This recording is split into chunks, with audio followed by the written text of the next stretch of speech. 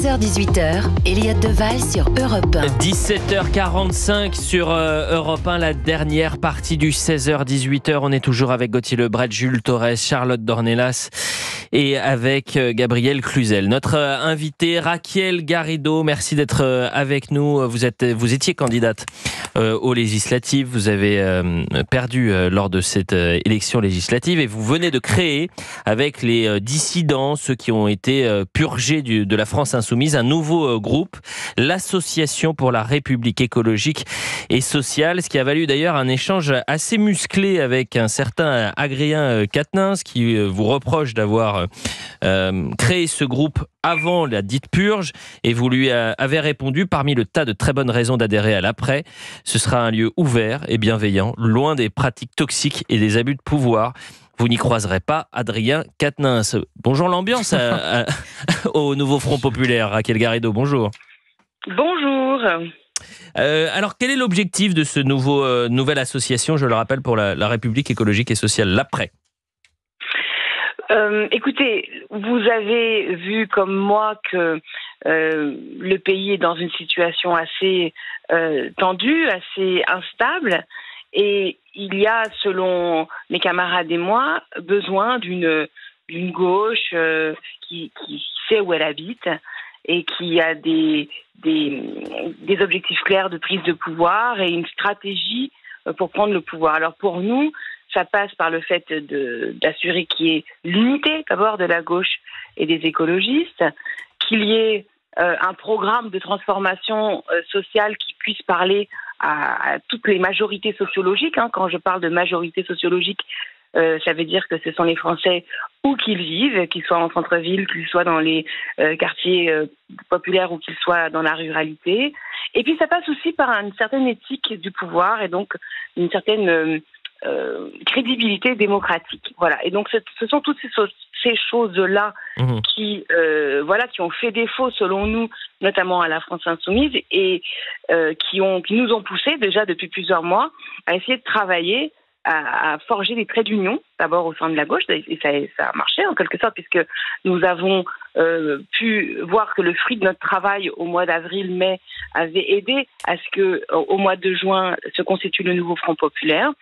Et aujourd'hui, nous faisons un appel à la mobilisation. Nous répondons d'ailleurs à des demandes. Ça fait des mois que les gens nous disent lancer quelque chose. On a envie de travailler sur le terrain avec des pratiques nouvelles, quelque chose de plus collégial, de plus démocratique. Et donc c'est pour ça que nous avons lancé aujourd'hui, j'en suis vraiment très heureuse, cette association qui s'appelle l'Après, donc Association pour la République. Oui, on l'a dit, l'Association pour la République écologique et sociale. Pardonnez-moi de vous couper, madame. Je me permets de dire tout de suite que notre site web, c'est www.l-apres.fr. Et donc, très bien pour la promotion. Vous avez dit une gauche qui sait où elle habite. Ça veut dire quoi, une gauche qui sait où elle habite ? Ça veut dire que, par exemple, dans cette maison, cette nouvelle maison, la France insoumise n'est pas la bienvenue. Et ça veut dire quoi, les fondations de cette gauche qui sait où elle habite, quelles sont-elles ?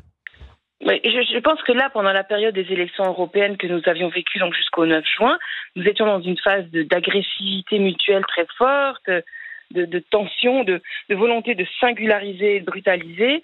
Et ça, clairement, ça allait tout droit dans le mur de l'échec.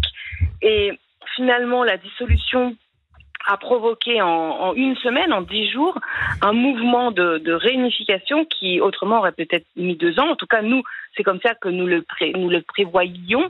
Et nous avions donc imaginé cette association pour être un trait d'union et pour aider à cette unité. Mais vous ne me répondez pas à ma question, Madame Garrido. Est-ce que la France insoumise, est-ce que les alliés de Monsieur Quatennens sont les bienvenus dans la gauche qui sait où elle habite, dans votre nouvelle maison ? Oui, moi je pense que la gauche, elle doit se dépouiller du genre de comportement qui consiste à dire aux autres: mais toi t'es pas vraiment de gauche. Vous voyez, la question du périmètre, de qui est de gauche, qui l'est pas. Toi t'es un vrai, toi t'es un faux, etc.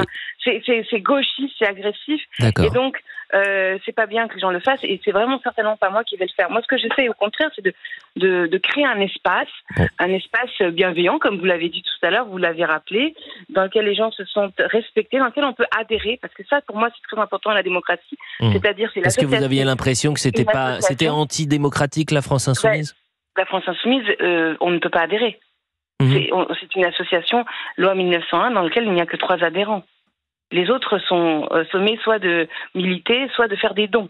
Donc ça ne pouvait pas marcher. C'est quelque chose qui est beaucoup trop concentré comme exercice du pouvoir, finalement beaucoup trop calqué sur les institutions de la Ve République, qui sont celles précisément qui amènent à la crise dans laquelle nous sommes aujourd'hui. Parce que on y viendra peut-être, on est là dans une situation improbable où un homme qui dispose d'énormément de pouvoirs, des pouvoirs propres, des pouvoirs solitaires, notamment celui de nommer le Premier ministre, ne les exerce pas. J'ai eu peur, j'ai cru que vous alliez faire référence à l'ex-URSS en parlant de la France insoumise. Il y a Gauthier Lebret qui souhaite vous poser une question, Madame Garrido. Oui, Madame Garrido, on est à quasiment une semaine après le second tour. Il n'y a toujours pas de nom pour Matignon du côté du nouveau Front Populaire. Comment vous expliquez cette inertie et est-ce que vous regrettez ces divisions et cette incapacité à trouver un nom ?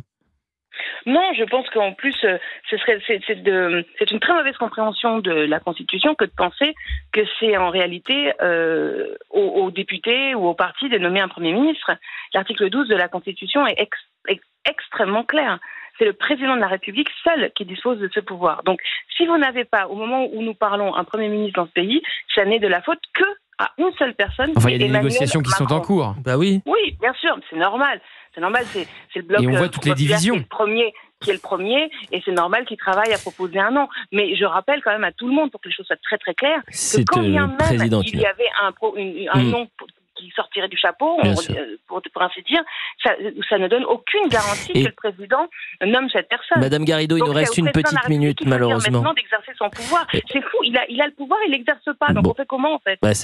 Il attend parce qu'aujourd'hui, le nouveau Front Populaire est factuellement minoritaire à l'Assemblée nationale. Ça, c'est vous c'est un sous-titre que vous faites, là. Parce que, pardonnez-moi, le nouveau Front Populaire est... Mais non, mais est-ce qu'Emmanuel Macron a dit « J'attends que le Front Populaire me donne un nom ». Mais c'est parce que je suis en train de vous dire, Madame Garrido, ce que je suis en train de vous dire, c'est que factuellement, le nouveau Front Populaire est minoritaire à l'Assemblée nationale et qu'aujourd'hui, si vous proposez un nom qui n'inclut que le nouveau Front Populaire, dès le lendemain, il est possible que ce nom soit finalement censuré ou que ce gouvernement soit censuré à l'Assemblée. Ça me paraît juste logique. Mais bon, après, peut-être que je me trompe. Ça, évidemment. Mais ça, c'est pas le problème du président de la République. Ah, c'est le problème de qui? C'est le problème du Premier ministre. Voilà, une fois qu'il sera nommé. Il faut vraiment pas lire la Constitution et l'appliquer. Quand les choses semblent comme ça instables, le plus simple, c'est d'appliquer la règle, en fait, tout simplement. La règle, c'est article 12, le président de la République nomme un ou une Premier ministre. Ensuite, on passe à l'article 20 et suivant, c'est-à-dire le Premier ministre, toute dernière question. Et ensuite, on termine par la possibilité. Madame Garrido, j'ai une toute dernière question, s'il vous plaît. Des députés de faire une motion de censure ou pas. J'ai une toute dernière question. Est-ce que, selon vous, le nouveau gouvernement doit se cantonner rien qu'au nouveau Front Populaire ou doit s'ouvrir, notamment au camp présidentiel, par exemple? Et surtout pas.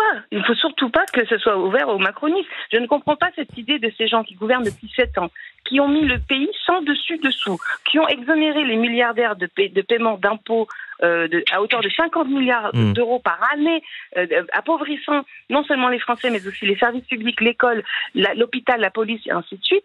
Et ils perdent ils viennent de se prendre 2 scrutins, celui des européennes et celui des législatives, où littéralement les Français leur disent mais non, ça suffit, et ils continuent de gratter un morceau de pouvoir. Mais je veux dire, eh bien, ça a le mérite d'être clair.